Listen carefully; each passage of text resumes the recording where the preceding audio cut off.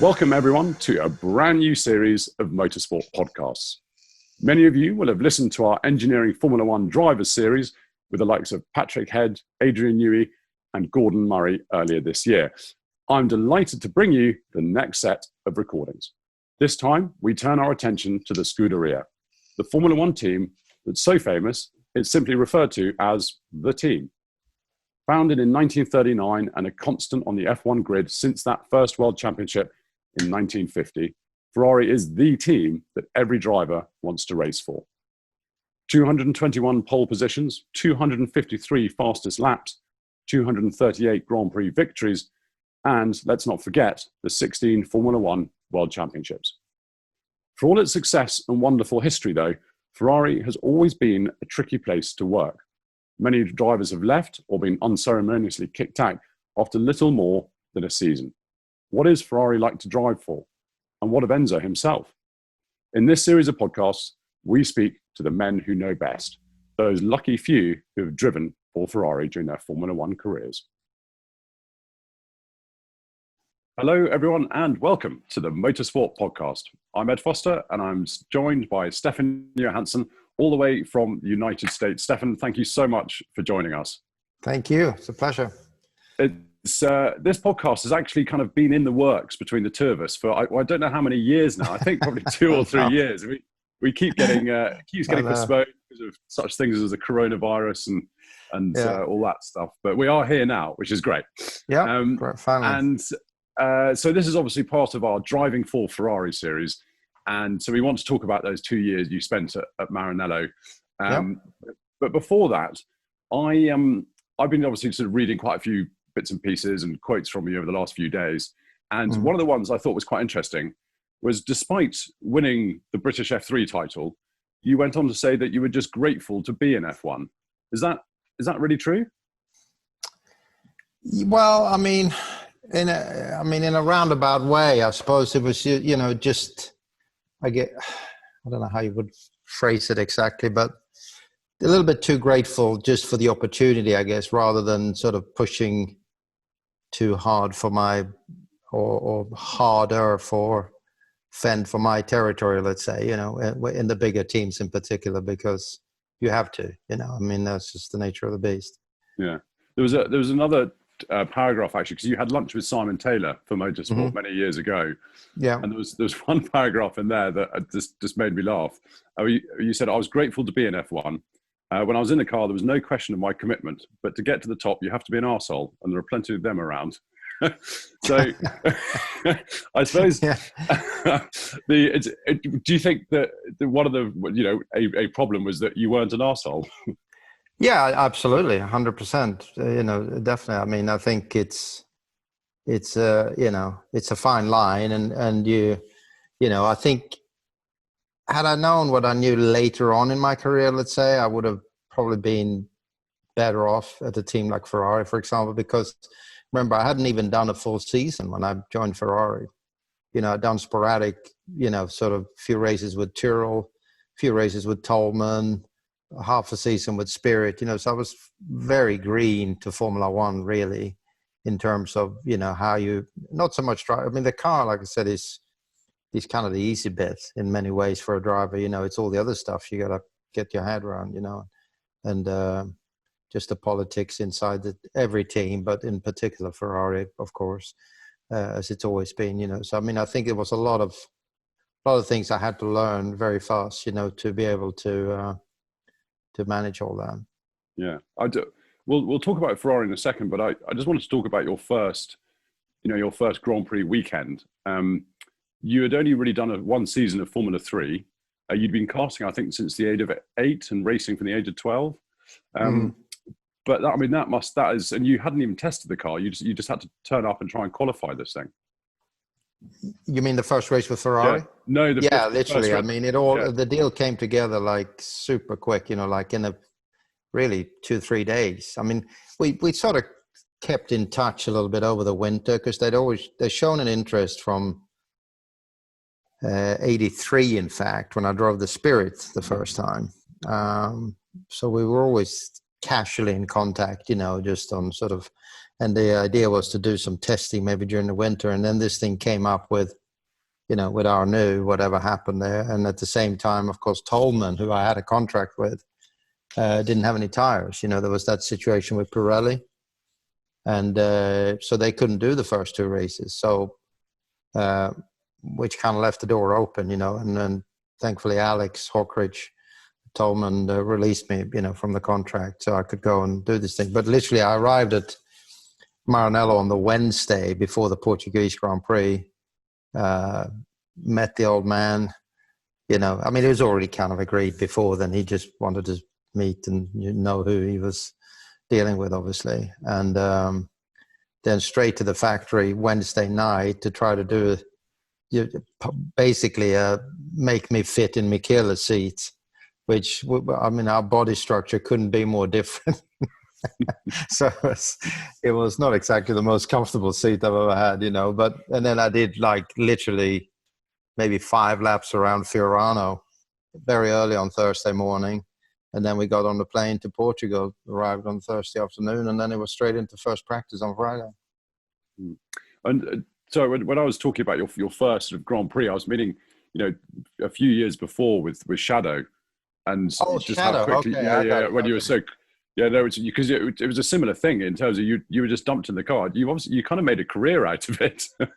Well, it's sort of been the story of my life in many ways. Yeah, but that was, I had literally not driven anything more powerful than an F3 car when I arrived in Buenos Aires. And of course, not a single lap testing before the first official practice. We made the seat in the pit lane, and, every one of my heroes is there. Villeneuve, Reutemann, Alan Jones, Mario Andretti, everyone. And so it was a bit of a daunting experience, to say the least. I spent more time looking in my mirrors, I think, making sure I didn't get in anyone's way than trying to go fast half the time. But it was a great opportunity. I got to drive for free, and so it was good. You touched briefly earlier on sort of why you got that call from Ferrari. Do you think it was your performance, in the Italian Grand Prix when you qualified 17th and finished 4th, and then, in Estoril that season you were, quicker than Senna, who obviously couldn't quite compute why his teammate was faster than him. Do you think it was that end of that season that really cemented Ferrari giving you a call? Absolutely, yeah, 100%. I think Monza helped because it was in Italy and it was, Monza, and, but the main one was really Portugal, I think, when I was fighting with Nicky the whole race, and I think that's the one that kind of sealed it, because I got a call shortly after that, about, doing some testing and whatever. But everyone then knowing that I had a contract with Tolman for the following year, but they were still interested in doing some testing over the winter and what have you. Yeah. Throughout your season, you were surrounded by, throughout your career in Formula One, you were surrounded by very big characters. And one of those was Ken Tyrrell. But I think you got on with him quite well, didn't you? Oh, I loved Ken. He was great. He, for a young driver like myself, with no experience, he was the best team owner you could have. He was really just little things, but really important things in the end. That just little bits and pieces, that. And knew how to kind of, motivate you and get the best out of you, So yeah, Ken was great, and I just loved him as a person. He was fantastic. We had some really great dinners, in the evenings of the races and stuff, and very, very funny, and obviously, very switched on guy. So yeah, it was great. It's a great experience. And you go from Ken Tyrrell to Enzo. You're just talk us through your first meeting with Enzo, because it was kind of everything that as a motorsport fan you wish it will be, and I guess it was. Yeah, I think Enzo Ferrari, he was the master of creating this whole myth and around him, and this experience was certainly no different. It was kind of secret, no one, it wasn't meant to know. So I got picked up in Bologna by Pier Paolo Gardella, who was like the assistant to Marco Piccinini at the time. And he took me to the old factory in Modena, not the one in Maranello, if you're around. And it's just derelict, really. There was nothing going on there. But he wanted to meet. They still had his old office there, so it was decided that we were going to meet there. And we arrived, like at about 5 in the afternoon or something like that, maybe.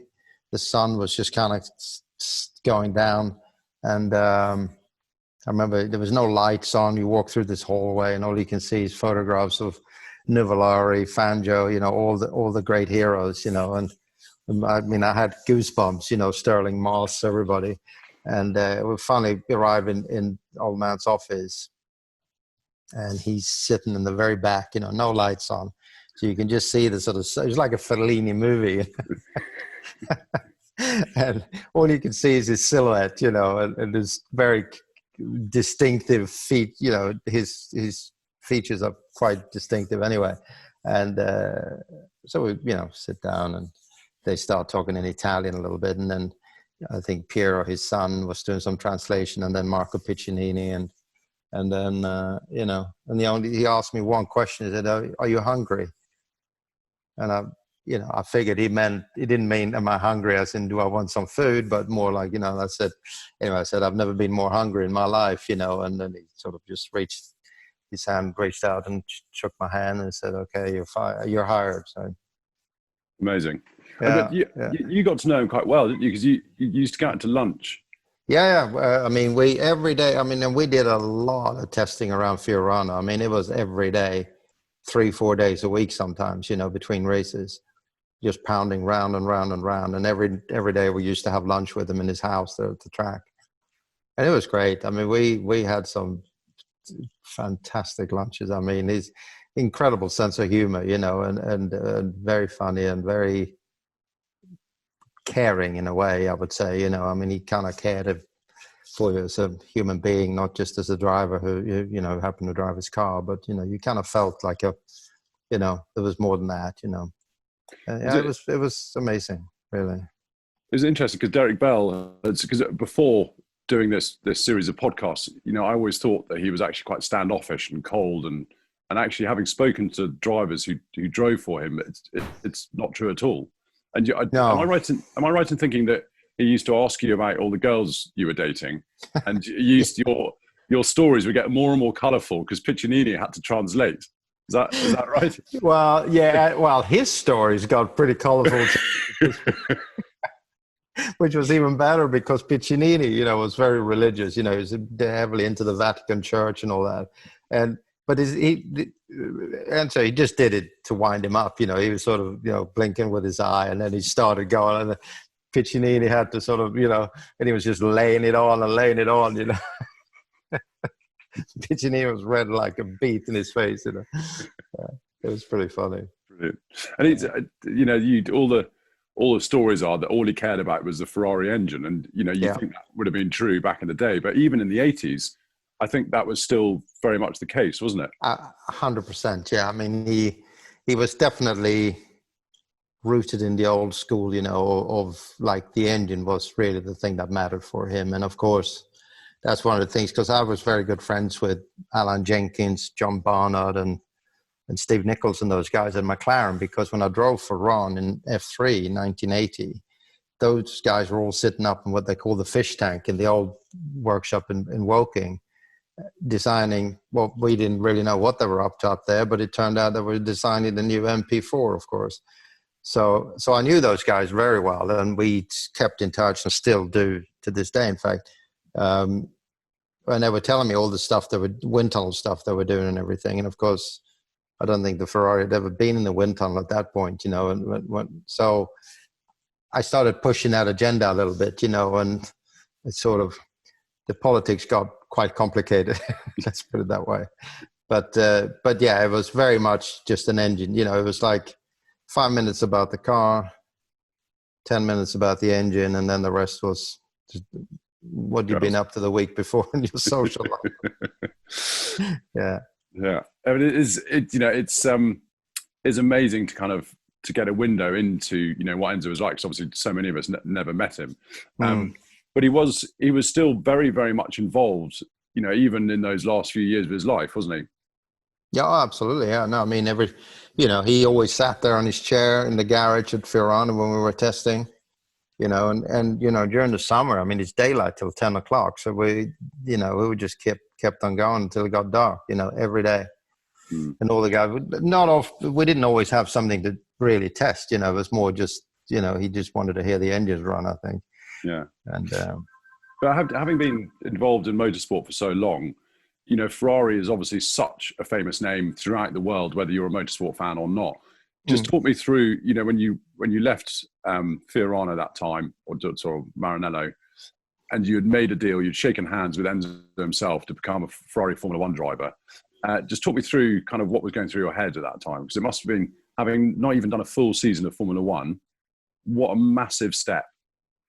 Yeah, I mean, it was almost surreal in a way, I mean, it certainly took a while for the whole thing to sink in, I mean, it was everything, I mean, like every driver, of course, dream of driving for Ferrari. I mean, even to this day, it's the, let's say, the ultimate accolade for a driver, I guess, in a way, to be hired by Ferrari, but even more so back then when it was Mr. Ferrari who made the decision, So you could definitely had to pinch yourself, it was like a blur in a way, because it all happened so quickly, and it was really unexpected. I mean, it was nothing that had ever been on the cards until, everybody got back from Rio from the first race, and all of a sudden I get the call from Piccinini, to meet him at the Savoy in London, and we met, and 3 hours later I'm a Ferrari driver.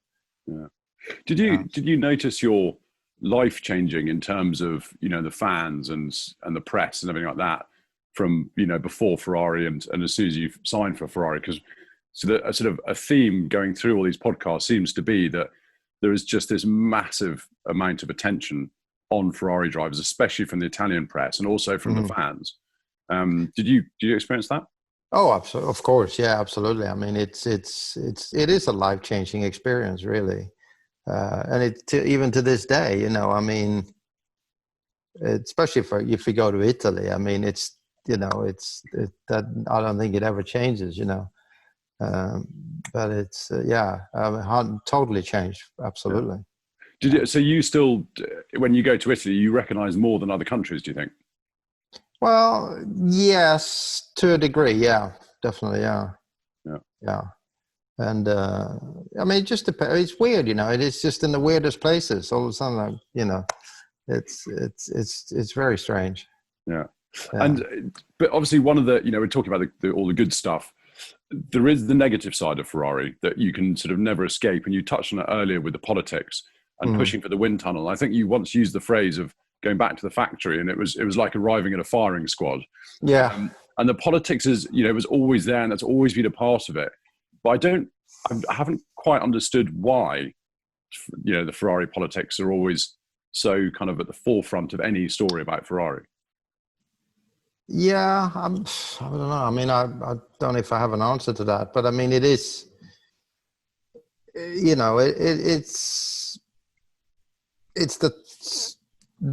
I think part of it is the culture of the team. I think just how it is, but I think it's also an enormous amount of pressure on everybody. And, and I mean, there's all these factions, and I think it was just, I mean, we used to joke even when I spoke to Prost, after he'd been there, because we were quite good friends, even, we still are now, but especially back then. And he said, you make one friend and you make two enemies, it's just this whole balancing act all the time, So you got to be really, and I was probably a little bit too inexperienced because I fired off a couple of scuds to the old man, with sort of on a letter, just explaining what other teams were doing with their wind tunnels and stuff. And that's when I sort of didn't go down too well with the rest of the, but it did wake them up, because then once they committed, they probably had the best tunnel in the whole field, So, I mean, it was well overdue, let's say, in that particular context, of the wind tunnel. But there's obviously a million other things, but that was one of the key things to be competitive going forward, because it sort of the whole dynamic shifted more and more from engines to aerodynamics as the years went by, obviously, and still is today. Yeah. When do you think you were happiest in your Formula One career? Was that, because I know you obviously loved being a teammate to Prost, but do you look back on Ferrari as one of sort of the happiest times in F1? Yeah, I mean, happiest is it's probably the wrong word. But maybe not a word you would use in the context of F1, you know, because it's a lot of other factors than just driving a race car and winning, well, you know, Grand Prix that makes you happy. I think, you know, that's just a job you do, and you obviously do want to do as well as you can. But I think there's a lot of other factors in life that play an equally important part to make you happy. But I mean, it was certainly a great experience just to be there and be part of this amazing thing, you know. But there's been other times with other teams, you know, where you know, felt at least an equal amount of let's say gratitude for getting the job done or do the result. Like the Onyx experience was a great experience because it was a bunch of guys that got together and really tried to make this thing work, you know, and we did it quite well if you consider the circumstances and the resources we had and everything. We did an amazing job, you know, to finish in the top 10 in the first year and get on the podium the first year. And in some ways that was more gratifying than, you know, possibly winning a Grand Prix even, you know, because there was a lot of hard work involved. Yeah. And tell me about Alboreto, because you're obviously teammates with him, but then, you know, I think it's almost 12 years later, you then won Le Mans. Yeah. You know, you've been teammates, sports cars and F1, which is so totally different.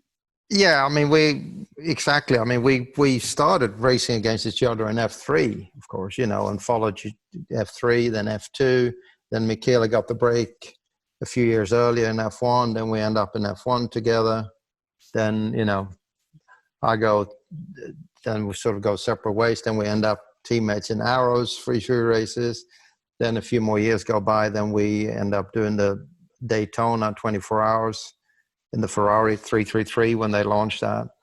And then we end up doing Le Mans, and we won Le Mans together, and then we drove together at Audi. So I mean, we were like brothers at that point, you know. I mean, you know, I was incredibly fond of Michele, obviously, and you know, when we were teammates at Ferrari, it was tense at times because, you know, it is because, you know, the first order of protocol is to beat your teammate, obviously. So it's, you know, it's competitive, but it was you know, huge amount of respect between us, and never any dirty games or anything like that. It was just, you know, trying to figure out how to beat your teammate, really. I think it's fair to say that you gave him you probably rattled his cage a bit when you first started driving for Ferrari, you know, because you were so quick. Am I right in thinking that some of the conversations with engineers suddenly started happening in Italian? Yes, absolutely. I knew when they were talking about me because there was always Il Biondo. So okay, well, let's. Excellent. Yeah, no, definitely. I mean, that's, you know, it started getting political, you know, of course, but I mean, you know, it is what it is. Do you think it would have been any different if you could speak Italian?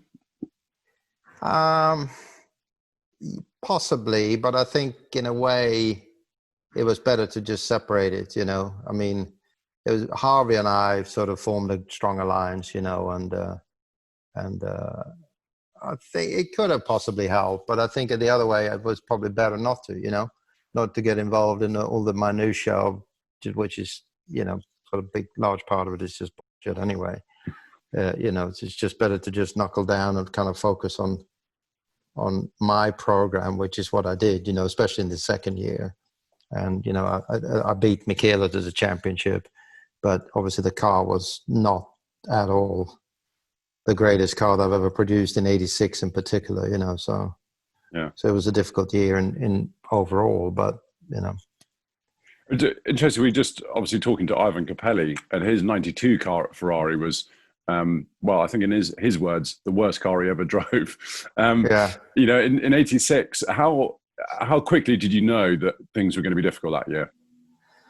I think both Michaela and I knew the moment we saw the car. I mean, we were called to the factory, to finally see the new car before we started testing and everything. And we go in this room and they pull the sheet off it, and we both look at each other like, oh dear, this is going to be a long year. Because the car just didn't look right. I mean, it was big and bulky and it just didn't look fast, and it turned out not to be very fast, Yeah. Yeah. And just tell me a little bit about Alain Prost as a teammate, because I think you said you learned so much from him in such a short space of time. In terms of his feedback, was it quite eye-opening? Big time, yeah, very much so, yeah. Yeah, it's a completely different level, it was kind of almost overwhelming the first couple of races just to try to follow in the debriefs. But once you break it down and you started to understand, then, I mean, you really understand how he was working with the car and managing the car, managing the whole weekend, really, the car, the tires, the people around him, I mean, and I always used that description ever since, because he's like the CEO of the car. And everything around him, he directs it, ding, ding, ding, and it was like, and that's, I mean, I've always applied that same method ever since, and it's been incredibly helpful for sure. And I think even Ayrton, when he joined the team, that kind of raised his level to a whole different level as well, Now, if you're looking for more Ferrari content, then you may well be interested in Motorsport's latest publication. Ferrari, From Race to Road, celebrates the journey of the world's most famous car brand and its unique place in motor racing history. Using Motorsport's unmatched archive of stories and photographs, we trace the Ferrari story, from its early days under Enzo right up to date, with interviews with current F1 star Charles Leclerc and F1 team boss Mattia Binotto. Along the way, we celebrate some of the all-time classic race cars, including the wonderful 1975 312T and races such as the Targa Florio. Plus, we test some of the greatest Ferrari road cars. Illustrated with world-class photographs and wonderful writing, Ferrari, From Race to Road is a must-have for all fans of the marque. It's on sale now in all good newsagents, or you can buy it via the Motorsport website, which is motorsportmagazine.com. Now, Stefan, we've got a lot of reader questions. Okay. So I will just fire them out. So actually, I've already asked Phil Turner's question. Sorry, Phil. That was about Michele Alboreto. Paul Murray, what were the main differences you found between Ferrari and McLaren when driving for them in '86 and '87, respectively? Well, I mean, the main difference, I guess, was in the way they worked, the way they operate. I mean, both were getting the results, but in quite a different way. I mean, McLaren was incredibly methodical, and everything, like even from like the point you arrive there and do your seat fitting, everything is prepared, everything's laid out. There's like a room just full of Stan 21 driving suits in every size, the Diadora racing shoes in every size, so it's just boom, boom, boom, ready to go, do your fitting, get in the car, do the thing, 20 minutes, half an hour, you do the adjustment, then the rest is taken care of. Ferrari was much more kind of emotional, but at the end of the day, they obviously got the job done, and in both different ways, but Ferrari, and it's still today, and I think that's part of the reason why it is have the charm and the mystique. It's all about passion, whereas with McLaren, it was like more just a very systematic, methodical process to everything. Does that matter though? If you're getting results, do you miss the passion and the emotion? Yeah, I do, big time. Yeah, I mean, it was definitely a big part of it, and it kind of lifts you as a driver too. You get sucked into that kind of environment, and it's definitely a big part of it. Yeah. But having said that, when you drive for McLaren, you know that every tool and everything that's conceivably possible within their knowledge to do to make your life easier as a driver is there, and it's being done. So there's never any kind of limit to what, you just it's just there to make you do the best you can, you know. So there's never any excuses. Yeah, Nigel Mansell always says that, you know, driving at your home Grand Prix would give you another sort of second a lap or something, which I think most racing drivers sort of find quite hard to comprehend. But did you find that, you know, driving a Ferrari in Italy, did you get a similar thing there in terms of, because the crowd, you know, I lived in Italy for a couple of years, and the crowd is there to support Ferrari, and it's just a sea of red, and it must have been quite a either daunting or a wonderful thing to have in the corner of your eye. Yeah, I mean, it definitely. I mean, like the second race at Imola when I nearly won, you know, when I ran out of fuel with a lap to go. And I'll never forget, because when I passed Elio for the lead, I literally couldn't hear the engine of the car. The roar of the crowd was so loud that's all you could hear, you know, which was, I mean, just mind-blowing experience, you know. So, I mean, definitely lifts you. I mean, you just, you know, you're in such a state of mind at that point, you know, that it's like, you know, I wish you could dial into that any time when you need it, you know, but it was pretty special. Yeah. You know, special. There's another question here that is sort of a similar question to the one before, but it's you started the 85 season in Brazil with Tyrrell, and I'm interested how big the differences were that you felt when you drove for the first time with Ferrari. What was the biggest change, and how would you mark Ferrari turbo engine compared to the others you drove, Honda, Hart, Tag, Porsche? So it's a two-parted question. I guess the difference between Ken and Ferrari, and then the turbo. Well, I mean, you know, the Tyrrell obviously was at the very, very last legs of its life, you know, because it was the only normally aspirated car left. And it was incredibly uncompetitive just because of the engine. The car was a great little car to drive. It was a super nimble car, and, you know, quite well balanced. But it just had no power at all I mean, you know, with 550, 570 horsepower compared to, you know, even in race trim, the Ferrari was probably 950 to 1,000 and up to 1,300, 1,500 sometimes in qualifying, you know, so it was massive difference in horsepower. But it also required a completely different driving style, because you really had to adapt to all that power, you know, because the cars didn't have a huge amount of grip then. So you really had to, you know, especially in qualifying, you had to really adapt to, you know, to get the most out of it.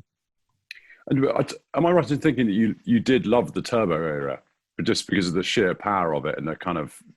Yeah, I mean, I think any driver, it was like the ultimate in like crazy race car, you know, because that's so much power, and they were so brute and kind of raw cars to drive, you know, because there wasn't a lot of aero involved. And so it was most of the, you know, grip came from the tires, and we had the one lap qualifiers and everything.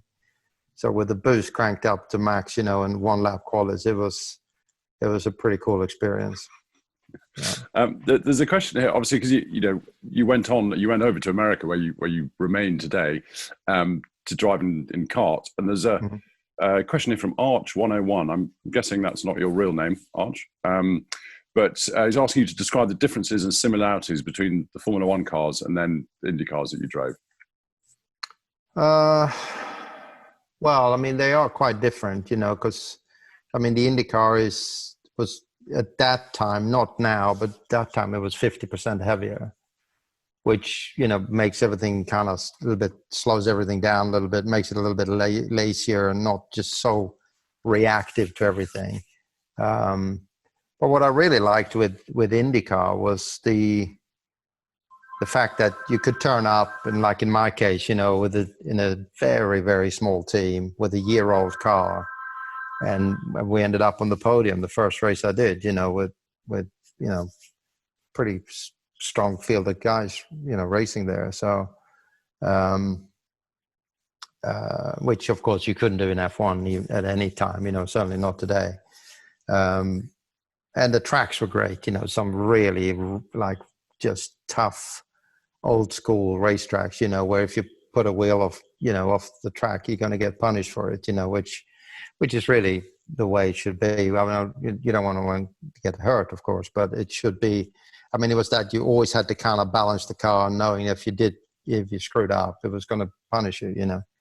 And a lot of tracks are still like that today, of course, in the US, you know. Did you find that IndyCars or kart gave you sort of a new lease of life in a way? Because it sort of I feel as though Emerson Fittipaldi was very much like that, and I think you Yeah. said the similar thing. Yeah, absolutely. No, definitely. Because if you've been in F1, like I've been in 10 years on and off at that point, you get a bit burnt out with it, not from the pressure and just the constant sort of media thing, and just everything around it. And then I arrived in America, and it's like everything is so relaxed, and kind of easygoing, and all the drivers kind of hang out together, it was just a completely different energy in the paddock, which for good and bad. Some things I wish it was a little bit more intense, but at the same time, it was definitely a revelation at the time, to just turn up and enjoy driving a race car as fast as you could, There's a question here from Becky, which I'll come on to ask in a second, but I wanted you're sat in the USA at the moment, and you can actually, I'm pretty sure I can see some of your artwork in the background. Just tell me a bit. So, when did you start the art? Because it takes up a lot of your time now. But was it? Yeah. Well, actually, funny enough, I started in '86 when Elio De Angelis and I became very close friends. And we were hanging out together all the time, and when he got killed, it affected me in a pretty bad way. And because it's the first time I really, lost a friend, a colleague and a friend, in a race car. So it was quite a tough one to get over, I've always been interested in art and design and everything. And I collected a little bit when I started making some money, different paintings and things. But I don't know to this day really what prompted me to go and buy a canvas and some paint and do something in his memory or whatever, and but that's what I did, and I kind of got hooked on it right away, and I've been doing it on and off ever since, although it's only now in more recent years I've been starting to take it a little bit more serious, and selling the work that I do. And all of these, some of your artwork is actually on the Motorsport shop online. Yeah, so if any of you listening or watching want to have a look at it, do go onto the Motorsport shop, because there's lots there. There's one I do need to ask you about. I think it's called Lucha Libre. Yeah. What's the story behind that? Because there's one of the guys who works on the shop was saying, please can you ask Stefan what the meaning of this painting is? Because I've looked at it for so long. Well, so this is a kind of a prototype for an idea that I have to do a whole series of these lucha. It's the Mexican wrestling, that whole culture they have in Mexico with the wrestlers and the mask and everything. So I did this one just as a sample, but I've actually just finished another one. I don't know if I can get the computer and walk you down there and show it to you. Do you want me to show it? This is great. This is because it has some significance to. It does actually have some significance to motorsports in this particular case, and that's kind of what I'm thinking of doing, is put different characters in behind this mask, and sort of a warrior to warrior kind of concept, So I'll show you this one here, if you can see it there. Right. Yeah. Okay, so that's the second in the series. Can you tell who that is? Go on, tell us. It's Lewis Hamilton. Oh, yeah, of course. Yeah. As soon as you said that, I was like, of course. Yeah, of course. Yeah. So that's the kind of the first one in that concept. As Lewis finished this one here. This is James Dean. Oh yeah. Blimey. Yeah. So have you shown that to Lewis yet? No, I haven't actually. Just finished it literally. So yeah, and then I've got Enzo up there. Oh yeah.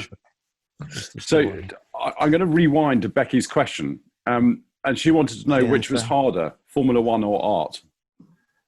Well, that's a good question. Harder.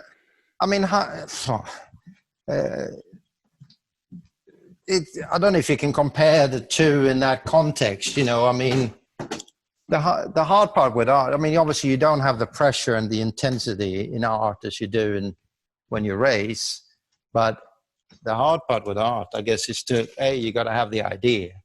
I mean, that's the tricky bit, I think, to just come up with a concept that is going to look right, and then just have the eye to kind of see when it's right, and when to stop.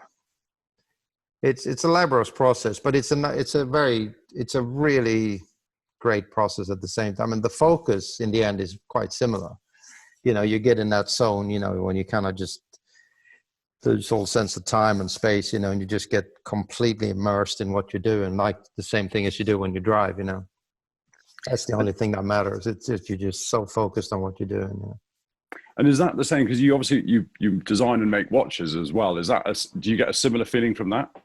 Yeah, I do, but it's different because you have a lot more people involved there. I mean, I do the design and the concept, and then you have all these different factories involved. The dials, the movement, the cases, the straps, and packaging, and all this stuff. With the art, it's a lot easier. You make the painting. It's just you, and you're kind of alone in here, just grinding away, Yeah.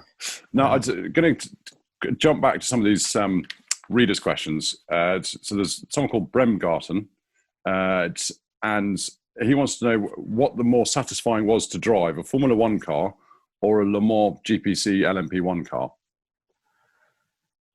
I mean, again, they're all gratifying in their own way. I think Le Mans is special because the track is very special. I mean, it is. I mean, unfortunately now they've taken away some of the more challenging parts, but it used to be for 24 hours, every lap you have to, tighten the belts and just go for it, that, because otherwise you're not going to be. I mean, it is a very demanding track, and its speed is super high, and traffic there's just a lot of factors, that plays in there. But I mean, the ultimate in the end is probably an F1 car in terms of sheer performance. There's nothing that gets close to that, of course. Yeah, and he's also asked which of these two branches of motorsport, sports cars and Formula One, is more difficult. Well, if you want to win, everything is difficult. It's easy to get to the 95%, and do all right. But if you want to win, it doesn't matter what type of racing you do, it's difficult. So, and again, you got to be in the right car, of course. Otherwise, and it's the same at Le Mans as it is in Formula One.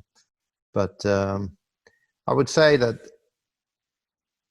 that's the only thing that I maybe miss a little bit with F1 is that there is not enough, let's say, layers that plays into the final outcome of the race. If the car is quick and you're in the right car, you're in with a pretty good shot of winning. Whereas at Le Mans, there's so many factors that play in. Same thing in IndyCar, the strategy, its conditions, it's just a lot more levels that'll determine the outcome of the race.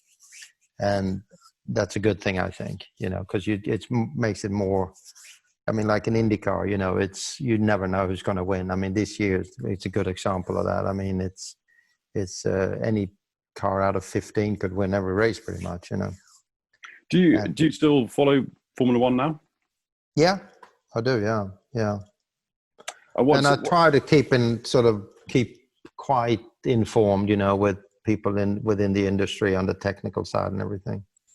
Yeah. So what do you think of these new rules that have been sort of delayed, but do you think they're going to spice up the kind of, as you were just talking about, the wonderful thing with IndyCar, 15 cars could win the race. Are these new rules and cost cap, is that going to change anything? I don't think so. I doubt it, because I think it's just too many factors. I mean, it's not defined clearly enough, in my opinion, that you can determine what you can go. I mean, the bigger teams with the bigger resources are always going to come out on top, no matter how you shake it. And what would you? And the other thing I think is that the focus is still too much on aerodynamics, which by definition ruins the racing, really. I would love for them to come up with an aero package that would actually work when you're in traffic and stuff, but I think it's going to be extremely difficult. What would you do if you were in charge? Because I seem to remember reading something that you wrote about kind of the future of Formula One and where you think that should be. Just tell our sort of listeners and readers what you think the answer is. In very simple terms, I mean, it's a big discussion. I mean, it's to really summarize all that, I think. But what I would like to find a way is that you make. I mean, there's four things that makes a car go fast, right? It's the chassis, it's the engine, it's the tires, and it's the driver. Those are the four main components to make a race car go fast. And I think the aero right now is probably at least 50% or more of that performance, but probably more like 60 or 70 even. And then you got the engine, and then you got, so if you could find all four of those make an equal part, I think that'll make the racing a lot more interesting. And I would, so by doing that, obviously take away the importance of aerodynamics to quite a large degree and make the tires more important. And the engine is, the engine, I think everybody will find an even, fairly quickly like they have now. But I think the tires should have a bigger impact and maybe have more than one tire manufacturer in order to develop the tires to a higher level. And then take away the importance of aerodynamics, and my idea to do that would be to be able to control it is to basically put a limit on downforce with, you just measure it off the strain gauges on the push rods, and you have either some kind of I'm not an engineer, but I'm pretty sure that it would be an achievable thing to do to either adjust the right or micro adjustment, to keep the car on the exact level of downforce that is allowed, just like you're only allowed X amount of boost pressure, you're allowed X amount of tire pressure even now, the weight. I mean, they have limits for everything else, so why not have the limit on the downforce as well? And then that would then shift to other areas of the car. Weight, for example, could be a big factor, because these cars now with the batteries and everything are becoming very, very heavy cars, and there's crazy long wheelbase they have and everything. So I think there's a lot of things that, could, it would be a radical thing for sure, but I just don't think aero is the way to go. There's got to be other way. It's kind of an outdated concept too, because aero is what it is. I mean, it's there to make the car go, but apart from that, what else does it do? It doesn't really benefit the car industry or anything else. It doesn't make the racing any better for sure. I can imagine dinner between yourself and Adrian Newey must be quite an interesting few hours.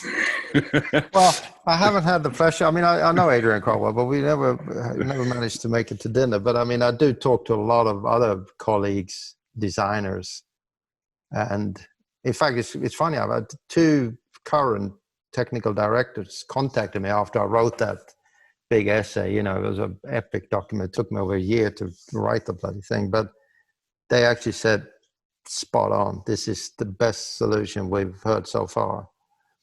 So there's obviously, I think there is some mileage to it, but, Could you ever be tempted to down your paintbrush and go and help Ross Brawn and Formula One come up with the new rules? Yeah, it would be interesting, because it would be interesting also to, obviously they know massively more than I would ever dream of knowing, so it's easy for me to sit here and be an armchair enthusiast, and think I know everything, but obviously I don't, not even close. So, but I would love to throw these ideas out and have them kind of shut it down, and make me happy with their argument, that's not the way to go. So yeah, I think it would be, and dialogue like that is always good, regardless, I think. Now, just before we let you go and get back to the painting, I really want to sort of just touch briefly on Ferrari now and the season they're having, because I've spoken to all the other guests we've had about exactly this and how Ferrari can find itself with so many resources. And we've seen it before, whether it's Toyota and the turn of the the 2000s, but they consistently have good budget, and they consistently can attract the best engineers, the best drivers if they want. Why do they have these off seasons or off spells? Yeah, that's a good question. I mean, again, I don't know the ins and outs, but I think the thing with F1 today, it's become so incredibly complex now, and such a big, it's just a massive operation. And it's, the way the car, it's really a philosophy when you go down a certain road and you believe that that's the way to go. And philosophically, the whole car is then built around that concept, whatever that is. And if that concept isn't right, then you're screwed basically, because you can't just change this or that. It's like everything follows everything, if you like, and of course, again, mostly based around aerodynamics. And then once you're committed with the way the rules are, there's really not a lot you can do to change it, until the next set of rules come out. So it's a tough one for sure. Yeah. So, you mentioned earlier that you felt as though you went to Ferrari a bit early in your career, and you're a bit sort of, I suppose, naive in some respects. But looking back, you were a Ferrari driver, for 2 seasons. You got some amazing results with them. Would you change anything looking back at your career? No, well, knowing what I know now, yeah. I wouldn't change anything in the way my career went, because I'm obviously very happy with that. But I would have, with McLaren and Ferrari, I probably would have, had I been a little bit more forceful in my own way, in my own belief, and more trust my own gut feeling, which is something I learned later on. I think I would have been in a different position, and then, had I won the first couple of races with Ferrari like I could have done, I think everything would have changed dramatically as well. It's just the whole dynamic is different, So, but hey, it is what it is. Well, Stefan, it's been absolutely wonderful chatting to you. We'll leave you in peace to do some painting. I'm also about to pass out. My dog's been farting all the way through. so I'm about to keel over. I need to. Yeah, I left mine at home for that very reason. Yeah, he's fast asleep. He has no idea. So, Stefan, on that bombshell, thank you so much. It's been absolutely fantastic. Thank you, everyone, for listening. Thank you, everyone, for watching. And thank you very much. See you all again soon. Bye-bye. All right. All the best. Take care.